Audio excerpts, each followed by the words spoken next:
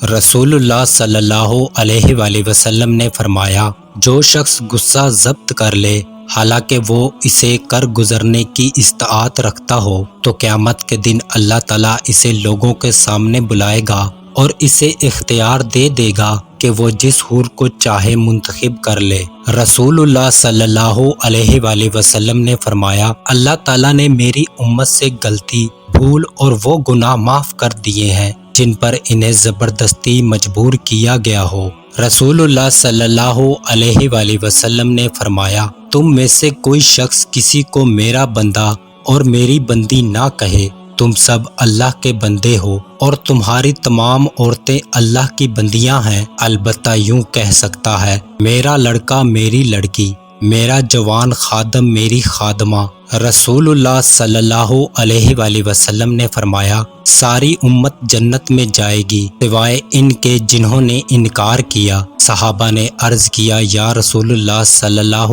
علیہ وآلہ وسلم، انکار کون کرے گا؟ آپ صلی اللہ علیہ وآلہ وسلم نے فرمایا، جو میری اطاعت کرے گا وہ جنت میں داخل ہوگا اور جو میری نافرمانی کرے گا اس نے انکار کیا۔ رسول اللہ صلی اللہ علیہ وآلہ وسلم نے فرمایا، جس شخص نے جان بوجھ کر اپنے والد کے بجائے کسی اور کا بیٹا ہونے کا دعویٰ کیا تو اس نے کفر کیا، اور جس شخص نے اپنا نسب کسی ایسی قوم سے ملایا جس سے اس کا کوئی تعلق نہیں تو وہ اپنا ٹھکانہ جہنم میں بنا لے۔ رسول اللہ صلی اللہ علیہ وآلہ وسلم نے فرمایا، لوگوں میں اللہ تعالیٰ کے سب سے زیادہ قریب وہ شخص ہے جو سلام کرنے میں پہل کرے۔